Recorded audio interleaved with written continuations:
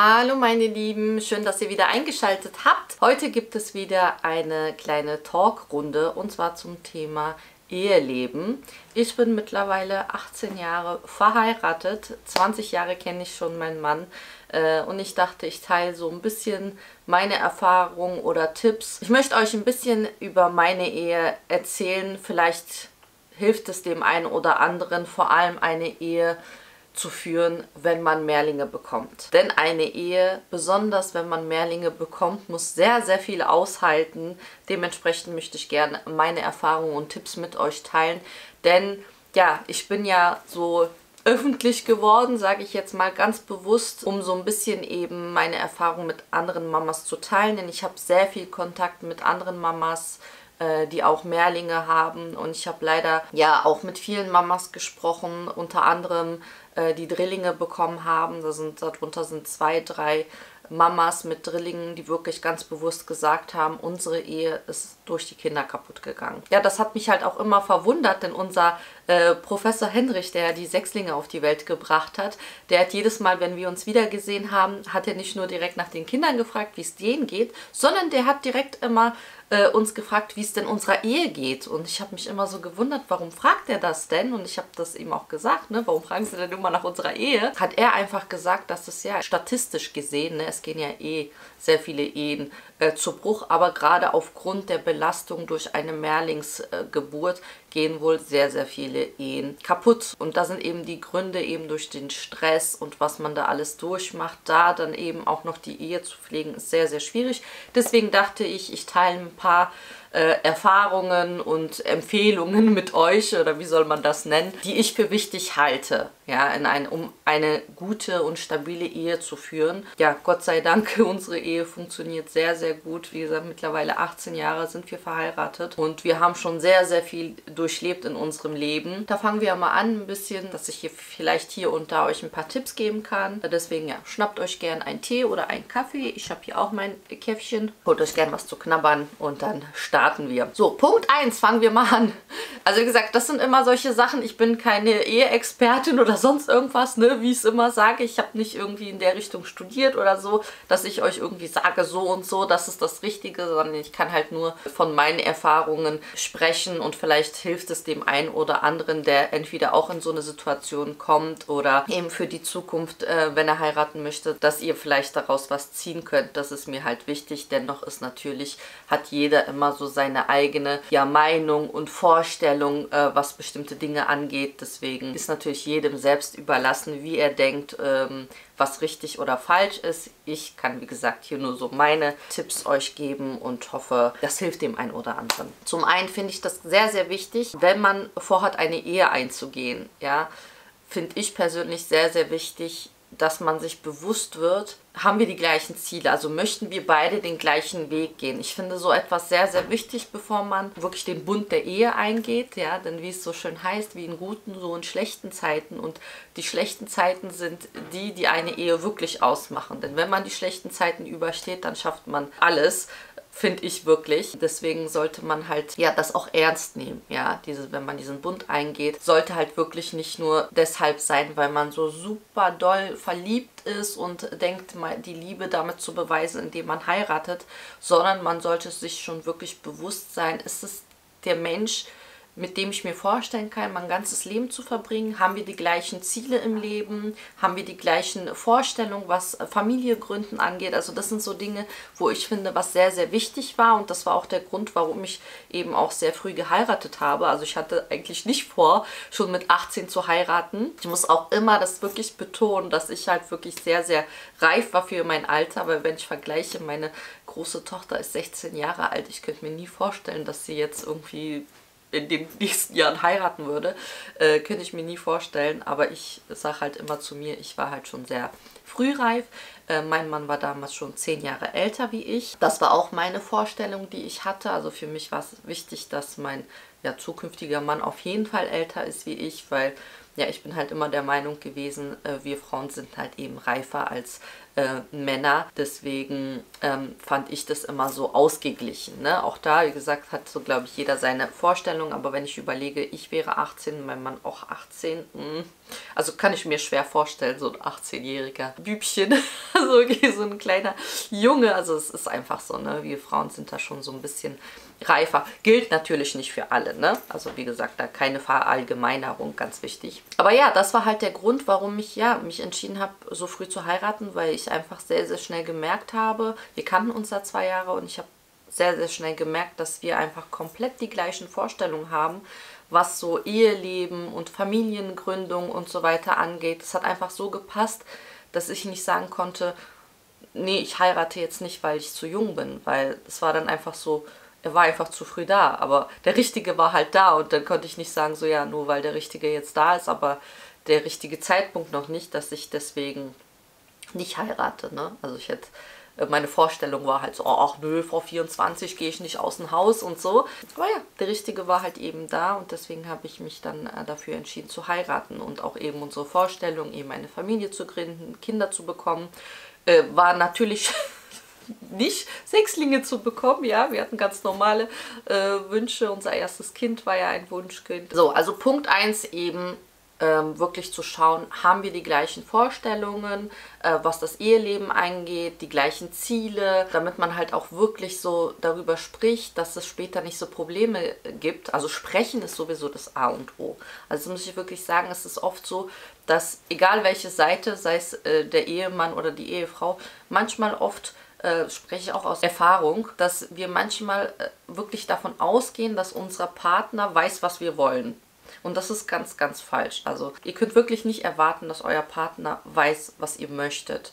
Also da ist es immer wichtig, darüber zu sprechen und wirklich immer zu sagen, was euch stört oder was ihr gern anders hättet. Das sind wirklich Dinge, die sehr, sehr wichtig sind. Und dann sollte man sich eben drauf einspielen. Der andere Punkt, was sehr, sehr wichtig ist, wir müssen akzeptieren, dass jeder Mensch Macken hat. Ja, jeder Mensch. Und genauso auch in der Ehe. Jeder hat seine kleinen Macken, ja, ich sage extra kleine Macken, weil es gibt natürlich Dinge, die in einer Ehe gar nicht gehen, aber ich meine so kleine Macken, die charakteristisch gesehen sind, ja, die habe ich, die hat mein Mann und die muss man kennenlernen und muss schauen, wie man damit umgeht, denn es ist oft so, dass man nicht immer jetzt den Partner so, sage ich jetzt mal, ändern kann, wie man es möchte. Ja, sondern jeder hat eben seine Charaktereigenschaften und die sollte man auch so akzeptieren und schauen, wie kommt man am besten damit klar.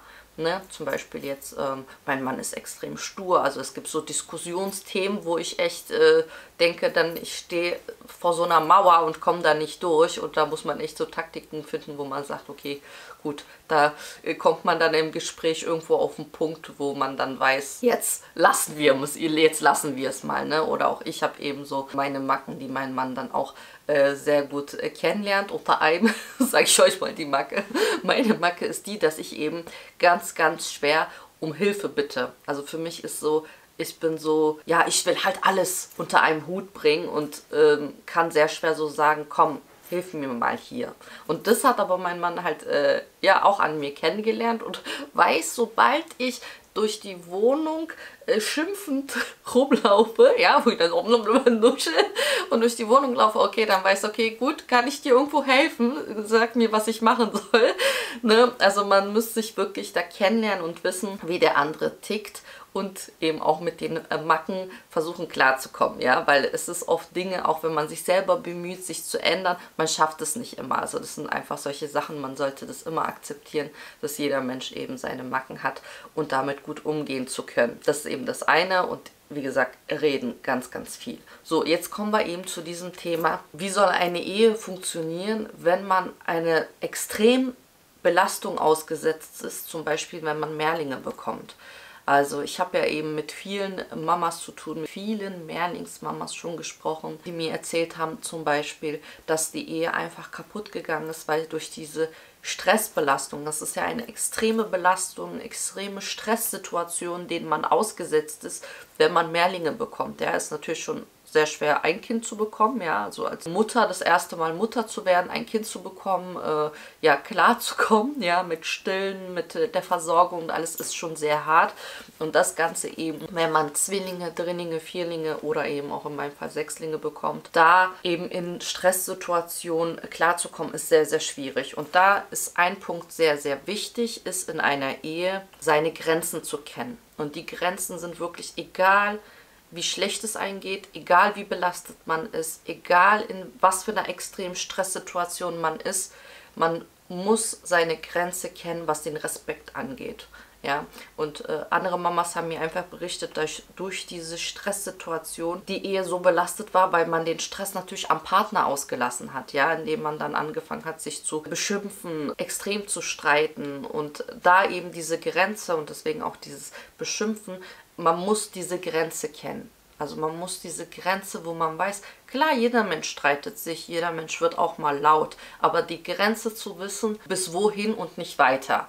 Und da ist wirklich, also da muss jeder für sich seine Grenze kennen. Für uns war schon immer die Grenze, dass klar, man streitet sich, man wird auch mal laut, aber eben die Grenze, dass man sich nicht verletzt. Ja, und das ist mit Worten kann man sich sehr, sehr stark verletzen und das sollte einfach die Grenze sein, dass man sich mit Worten nicht verletzt. Ja? Also das finde ich persönlich ganz, ganz wichtig und da halt eben auch das Ziel nicht aus den Augen zu verlieren. Ne, wenn man sich entscheidet, eine Ehe zu führen, eine Familie zu gründen, dann ist das auch das Ziel im Leben. Ja? Und das ist das, was ich und mein Mann von Anfang an hatten. Unser Ziel war halt einfach eine Familie zu gründen, ja, Kinder zu bekommen, auch wenn es eben nicht so viele geplant waren, ist es dann halt so, man ist halt dann eben in der Situation und man tut alles für seine Familie. Und das ist halt wichtig, einfach diesen Fokus zu bewahren. Wir sind eine Familie und wir tun alles, dass es uns gut geht, dass es unseren Kindern gut geht und das ist unser Ziel im Leben. Also wir haben wirklich so unser Ziel,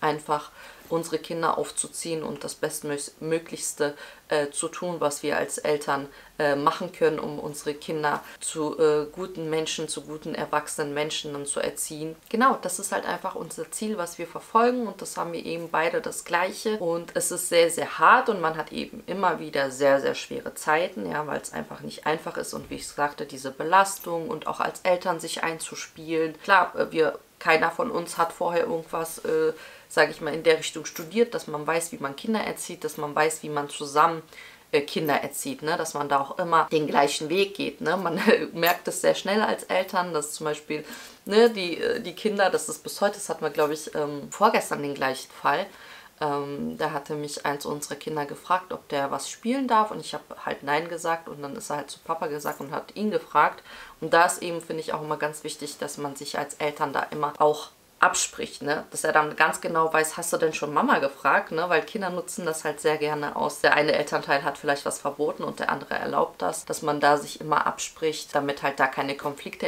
entstehen, weil das hatten wir dann auch, dass wir das erstmal gar nicht wussten, ne? Und dann habe ich zum Beispiel was verboten und mein Mann hat es dann erlaubt und ich stand dann halt blöd da, ne? Und dann war ich halt auch sauer, ne? Jetzt stehe ich als Doofe da, weil ich habe es ja nicht erlaubt und du bist halt immer der Nette, der alles erlaubt. Und auch da lernt man dann halt eben als Eltern dazu und sagt, ah, guck mal hier, wir müssen uns da absprechen und dann weiß man halt auch, dass man immer fragt, na, hast du schon den anderen gefragt? Dass man da als Eltern eben die gleiche Meinung hat. Die andere Sache ist eben, und da wieder kommen wir zu dem wichtigsten Punkt, eben miteinander zu sprechen, zu wissen, was hat der Partner für Bedürfnisse und auch auf die einzugehen. Ja, zum Beispiel, dass jeder seine Freiräume hat, dass man weiß, zum Beispiel, es ist super wichtig, gerade als Mama, das sage ich immer wieder, vielleicht, wenn ihr Interesse habt, würde ich da nochmal ein extra Video zu machen. Und zwar Self-Care, also sich um sich selber auch zu kümmern, ja. Denn wir Mamas sind ja nicht nur Mamas, wir sind halt eben auch Frauen, Ehefrauen und wollen nicht nur, sondern müssen auch um uns selber kümmern, damit es einem einfach gut geht. Ja, und nicht einfach in dieser Mutterrolle so verschmelzen, dass man sich selber dabei vergisst. Das fand ich schon immer sehr, sehr wichtig. Und auch da sollte man beiden Partnern versuchen, diese Zeiträume zu geben. Ja, dass man weiß, so was. Bei uns zum Beispiel war es einfach super schwer, ja, weil wir leider nie jemanden hatten, wo wir so sagen konnten, so kannst du mal auf unsere Kinder aufpassen, wir gehen mal zusammen ins Kino.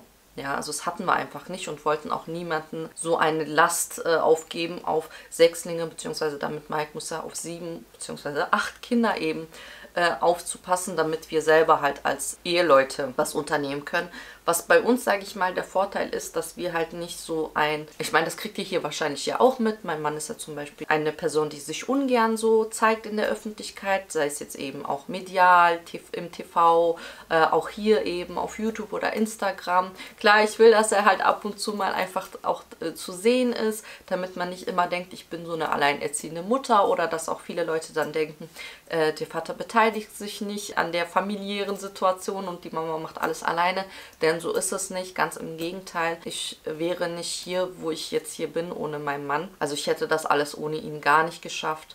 Deswegen muss ich auch hier mal so öffentlich auch ein ganz, ganz großes Lob an meinen Mann richten. Aber das sagt ihr auch regelmäßig in den Kommentaren, denn es ist ein Fakt natürlich, dass wir das beide gemeinsam stemmen und unsere Kinder erziehen. Und alleine wäre es natürlich super, super hart. Deswegen auch hier einen sehr, sehr großen Respekt an alleinerziehende Eltern. Denn ja, das Ganze alleine Kinder zu erziehen ist dann nochmal nochmal härter. Ja, deswegen ist es halt auch wichtig, dass man sich gegenseitig versucht, diese Freiräume zu schaffen. Ja, dass mein Mann genauso eben mir die Zeit gibt, dass ich mich mit Freundinnen treffen kann, dass ich auch mal eben shoppen kann. Und das war schon immer halt auch, wo die Kinder kleiner waren, dass sie gesagt haben, so hier, jetzt musst du mal jetzt eben 1-2 Stunden mal alleine klarkommen mit den Kindern. Und genauso auch andersrum eben den Freiraum geben, dass auch mein Mann sich mit seinen Freunden treffen konnte und kann und eben wir diese Freiräume uns schaffen konnten. Das ist ganz, ganz wichtig. Und da ist halt eben auch, wie gesagt, der Vorteil, dass wir halt nicht so ein typisches Ehepärchen sind, die jetzt unbedingt das nötig haben, so, sag ich jetzt mal, auszugehen, zusammen essen zu gehen. Also wir sind halt beide Gott sei Dank nicht so. Das wäre jetzt schwer, wenn jetzt eine Partner, sage ich jetzt mal, sehr viel solche Wünsche hätte, dass man ihn nochmal ausführt und immer, solche Sachen. Also da waren wir Gott sei Dank halt beide gar nicht so ein Pärchen. Wir sind halt wirklich super, super happy, wenn abends die Kinder im Bett sind und es allen gut geht und wir dann ja auf der Couch sitzen können und gemeinsam Tee trinken und Fernsehen gucken. Das ist für uns schon so reicht. Also wir brauchen da nicht so dieses, wenn ihr wisst, was ich meine. Da ist halt jeder eben unterschiedlich, ne? Deswegen sage ich, da muss man halt eben wissen, was hat der Partner für Bedürfnisse und darauf halt eben eingehen. Ja, wenn man eine Familie ist, auch diese Rollenverteilung, das ist auch ein Thema, was auch sehr wichtig ist. Jeder hat so seine Vorstellung, sage ich jetzt mal, von Rollenverteilung. Ich sage hier schon mal klipp und klar, also es gibt nicht, ihr wisst ja, wir sind Muslime und oft hat man das Vorurteil, dass man denkt, diese Rollenverteilung, die Frau ist für Haushalt und alles und Kinder und Kochen zuständig und der Mann nur fürs Geld verdienen. Und so ist es halt eben gar nicht, ja. Es ist auch ganz, ganz wichtig zu wissen, dass es in unserer Religion gibt es sowas nicht, sondern man muss halt sehen, wie führt man eine Ehe, ja. Es ist ja oft so, wenn man dann Kinder bekommt, dass die Mama meistens zu Hause ist und der Vater dann arbeiten geht. In unserem Fall war ja mein Mann jahrelang zu Hause, weil ich einfach von ihm das verlangt habe, dass er einfach zu Hause ist, weil ich gesagt habe, ich werde das alleine nicht schaffen und ich habe ihn gebraucht. Und das war halt super, weil wir von Anfang an ein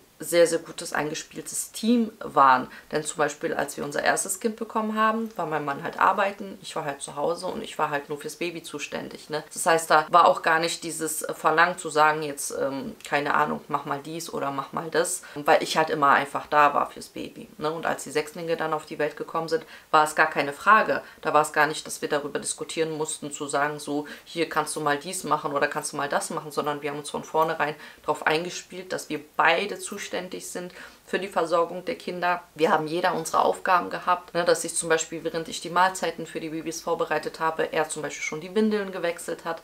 Also es waren einfach solche Sachen, wir haben uns da sehr, sehr schnell eingespielt, dass jeder seine Aufgaben hatte. Ne, und das ist auch ganz, ganz wichtig. Und da ist auch wieder mein Beispiel, was ich halt wichtig finde, weil ich halt oft eben dieses Problem hatte oder bis heute noch habe, ja, dass ich halt sehr schwer Aufgaben abgeben kann. Ne. Das war für mich auch sehr schwer. Ich war letztes Jahr im April das erste Mal 3 Tage weg. Ich war in Istanbul gewesen und es war das erste Mal, dass ich 3 Tage überhaupt von der Familie getrennt war. Und es war für mich super, super hart, diese Verantwortung abzugeben, ja, dieses Haushalt und, weil ich bin halt so super gut organisiert und mein Mann weiß das halt, ich bin halt so die Organisatorin, ja, vom Allen und er kriegt halt immer so seine Aufgaben von mir, ne, wo ich sage so, heute sind die und die Termine, du musst das und das machen, so, ne, dass ich halt diese ganzen Aufgaben verteile, zu sagen, du musst heute die Kinder hier hinfahren, ich mache dies und das. Ne? Also ich habe hier immer meinen Plan, nach dem ich mich richte. Und ich sag mal so, ne, wir Frauen, ich weiß ja nicht genau, ich glaube, das ist ja so wissenschaftlich auch bewiesen, ne? Wir haben ja so mehr dieses Multitasking. Wir können ja viele Sachen gleichzeitig machen, was bei Männern sehr, sehr schwer ist. Habe ich auch selber die Erfahrung gemacht. Ich muss das schon öfters erinnern. Du weißt, ne, du musst die Kinder da und da hinfahren und ich mache das und das, weil das ist dann oft, werden viele Dinge vergessen, wo ich da dann noch immer hinterherrennen muss. Aber ja, eben da dieses eingespielte Team zu sein, ist sehr, sehr wichtig, dass man da nicht in solche typischen Ehemuster verfällt, weil man die Vorstellung hat, dass die so sein sollten oder müssen, denn das gibt es halt einfach nicht. Ne? Also weder in unserer Religion noch sonst wo sollten diese typischen Muster sein, zum Beispiel, dass die Frau für das und das verantwortlich ist und der Mann für das und das. Also das gibt es nicht. In einer Ehe muss man schauen, was kann man tun, damit man eben einen schönen Alltag führen kann. Wo braucht man eben Hilfe und man kann halt nicht erwarten, dass die Frau halt einfach alles alleine macht. Diese Vorstellung sollte man halt nicht haben, sondern man muss halt abwägen. Klar, wenn der Mann jetzt den ganzen Tag arbeiten war und man hat nur ein Kind zu Hause, dann ist klar, dass man nicht erwartet, wenn der Mann aus der Arbeit kommt, dass man denen noch sagt, hier kannst du noch mal die Wäsche machen. Ne, das sind solche Sachen, die sind schon, ich glaube, denk mal selbstverständlich, aber dass es natürlich Situationen gibt, dass egal in welcher Richtung Hilfe benötigt ist, dass man dem Partner dort dann eben auch hilft und nicht erwartet, dass er dann alles alleine machen muss und das gilt in beide Richtungen. Ja, deswegen eben, wie gesagt, zu schauen, wo ist man eben gut und welche Aufgaben verteilt man da. Ne? Wie ich halt meinte, so ich war dann zum Beispiel immer so für die Nahrungsvorbereitung, während er dann immer die Windeln gewechselt hat. Ne? Jeder hatte eben so seine Aufgaben, die verteilt waren. Das war eben super wichtig, ja, und dass man auch gesehen hat, wenn der andere eben ja erschöpft war, dass man dann auch gesagt hat, so jetzt, ne, jetzt ruhst du dich mal aus und ich mache jetzt mal was und sich dann abwechselt und so. Also wie gesagt, da sehr, sehr wichtig eben eine Routine reinzufinden und zu gucken, wie kommt man am besten mit dem Alltag klar, wie kann man den am besten bewältigen und wie kann man sich da am besten gegenseitig unterstützen. Wichtig zu wissen, ist es der richtige Partner, bevor man heiratet überhaupt, ne, ist es eben, hat man die gleichen Wertvorstellungen, wie man eine Familie gründen möchte. Ne? Stellt euch vor, ihr wollt total viele Kinder und der Partner sagt, nö, am liebsten so wenig wie möglich oder gar keine Kinder. Ne? Das sind solche Sachen, da muss man sich dessen bewusst sein, weil dann, ja, hast ja später da Probleme, weil du sagst ja hier, wir sind da verheiratet und der Partner hat andere Wünsche als der andere. Deswegen da eben ganz wichtig. Dann zweitens eben so viel wie möglich reden. Also nicht erwarten, dass der Partner weiß, was man möchte, denn keiner von uns kann Gedanken lesen.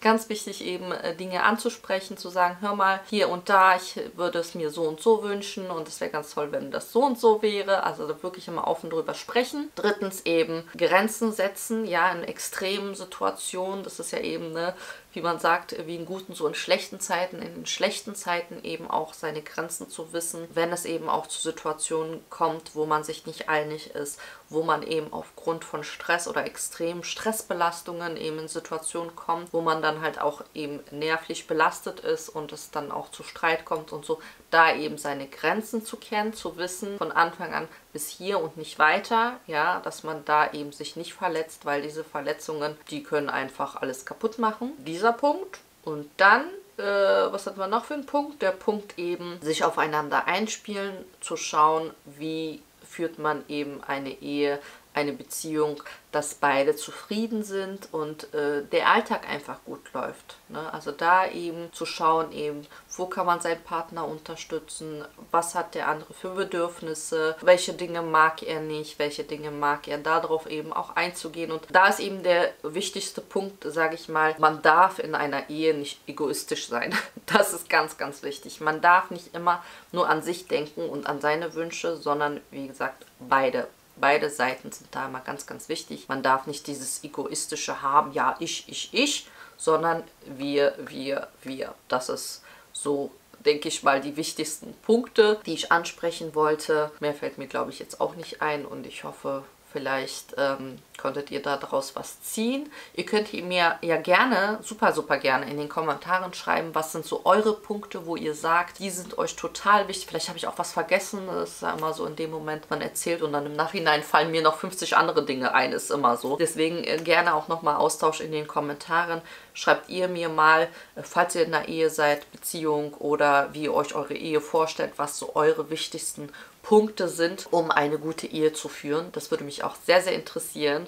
Ne? Wir haben so alle eben unsere eigenen Meinungen und Vorstellungen und da sollten wir auch gegenseitig das respektieren. Und Tipps auszutauschen ist immer super, super wichtig und ganz toll. Und das ist eben das Schöne, dass man diese Möglichkeit hat, eben seine Erfahrungen mit vielen Menschen zu teilen. Und auch ich selber profitiere natürlich immer von euren Kommentaren und Empfehlungen. Auch das finde ich immer ganz, ganz toll. Und ich hoffe, euch hat das Video gefallen. Wenn das der Fall war, dann würde ich mich natürlich über einen Daumen hoch freuen und abonniert gerne den Kanal und aktiviert die Benachrichtigungsglocke, damit ihr auch das nächste Video nicht verpasst. Auch da super gerne immer die Videowünsche in den Kommentaren schreiben. Manchmal fällt mir selber nicht so ein, was soll ich denn heute filmen? Gerade jetzt ist ja wieder so eine doofe Corona-Zeit. Winterzeit hat begonnen. Ne? So 6 Uhr ist schon dunkel. Irgendwie, man ist gerade so echt so in so einem Lümmelwetter, wo man am liebsten wirklich irgendwie nur im Bett mit ja, Netflix verbringen würde. Deswegen, ja, weiß ich manchmal auch nicht so, ne? Weil mein Alltag ist ja auch oft sehr, sehr gleich, indem er, ja, eigentlich aus dem Gleichen besteht, ne? Kinder hüten, kochen, Haushalt und so weiter. Und dann fällt mir auch nicht immer ein, wie ich euch mitnehmen soll, weil wir aktuell ja eben nicht so viel unternehmen können. Deswegen sehr, sehr gerne. Ich hatte auch überlegt, ob ich so irgendwie so eine Art Challenges oder sowas mache mit den Kindern. Weiß ich nicht, da habe ich keine Erfahrung. Könnt ihr mir ja gerne vielleicht solche Challenges empfehlen oder so. Das ist bestimmt ja ganz lustig. Hätten die Kinder vielleicht auch Spaß dran. Dann würde ich das auch mal ausprobieren. Also gerne in den Kommentaren. Und ansonsten hoffe ich, wir sehen uns beim nächsten Video wieder. Bis zum nächsten Mal. Tschüss!